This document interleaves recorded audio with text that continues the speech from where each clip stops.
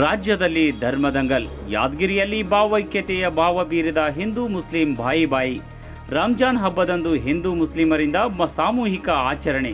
ಗುಲಾಬಿ ಹೂವು ನೀಡಿ ಮುಸ್ಲಿಂ ಬಾಂಧವರಿಗೆ ರಂಜಾನ್ ಹಬ್ಬದ ಶುಭ ಕೋರಿದ ಹಿಂದೂ ಗ್ರಾಮಸ್ಥರು.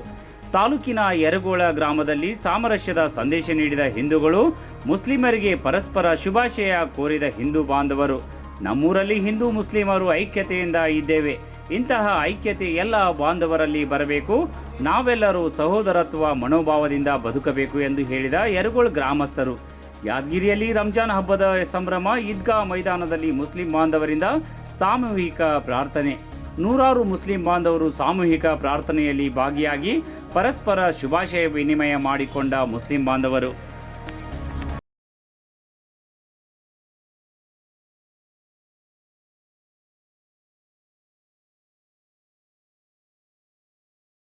ಅತ್ಯಂತ ಒಂದು ಪವಿತ್ರವಾದಂತಹ ಒಂದು ದಿನ ಅಂತ ಹೇಳ್ಬೋದು. ಏಕೆಂದರೆ ಬಸವಣ್ಣ ಹಾಗೂ ನಮ್ಮ ರಂಜಾನ್ ಹಬ್ಬದ ಪ್ರಯುಕ್ತವಾಗಿ ಹಿಂದೂ ಮತ್ತು ಮುಸಲ್ಮಾನರ ಒಂದು ಬಾಂಧವ್ಯದ ಸಂಕೇತವಾಗಿ ಹಾಗೂ ಐಕ್ಯತೆಯನ್ನು ಮೂಡಿಸುವಂತಹ ಒಂದು ವ್ಯವಸ್ಥೆಯನ್ನು ನಮ್ಮ ಊರಿನಲ್ಲಿ ಮಾಡಲಾಗಿದೆ. ಅದರ ಜೊತೆ ಎಲ್ಲ ಹಿಂದೂ ಬಾಂಧವರು ಗುಲಾಬಿ ಹೂವು ಕೊಡುವುದರ ಮೂಲಕ ಎಲ್ಲರಿಗೂ ಸ್ವಾಗತಿಸಿರುವುದು ಅತ್ಯಂತ ಸ್ವಾಗತಾರ್ಹ. ಇಂಥ ಒಂದು ಐಕ್ಯತೆ ಎಲ್ಲ ಬಾಂಧವರಲ್ಲಿ ಬರಬೇಕು. ಇಲ್ಲಿ ಹಿಂದೂ ಮುಸ್ಲಿಂ ಅನ್ನುವ ಭೇದ ಭಾವ ಇಲ್ಲದೆ ನಾವೆಲ್ಲರೂ ಒಂದು ಎನ್ನುವ ಒಂದು ಮತವನ್ನು ಸಾರಿದಂತಹ ಏಕೈಕ ಒಂದು ಈ ಹಬ್ಬ ಅಂತ ಹೇಳ್ಬೋದು. ಕಾಯಕವೇ ಕೈಲಾಸ ಅಂತ ಬಸವಣ್ಣವರು ಹೇಳಿದರೆ, ಹಾಗೆಯೇ ಎಲ್ಲರೂ ಸಹೋದರತ್ವ ಮನೋಭಾವನೆಯಿಂದ ನಾವೆಲ್ಲರೂ ಬದುಕಬೇಕು ಅನ್ನೋದನ್ನು ಇವತ್ತು ನಮ್ಮ ಯರಗೋಳ ಗ್ರಾಮದಲ್ಲಿ ತೋರಿಸಿರುವುದೊಂದು ಅತ್ಯಂತ ಸಂತಸ ತಂದಿದೆ. ನಮ್ಮ ಮುಸ್ಲಿಂ ಬಾಂಧವರ ಪರವಾಗಿ ನಾನು ಎಲ್ಲರಿಗೂ, ಹಿಂದೂ ಬಾಂಧವರಿಗೂ ಅತ್ಯಂತ ಪ್ರೀತಿಪೂರ್ವಕವಾಗಿ ಅವರಿಗೆ ನಾನು ನಮನವನ್ನು ಸಲ್ಲಿಸ್ತಾ ಇದ್ದೇನೆ.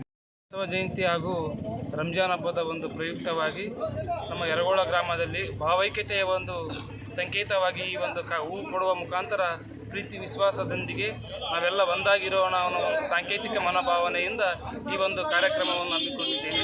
ಇಲ್ಲಿ ಎಲ್ಲರೂ ಒಂದೇ ಅನ್ನೋ ಒಂದು ಭಾವೈಕ್ಯತೆ ತೋರಿಸ್ತಕ್ಕಂಥದ್ದು ಈಗಿನ ಒಂದು ದಿನಮಾನದಲ್ಲಿ ಬಹಳ ಮಹತ್ವತೆಯಾಗಿದೆ.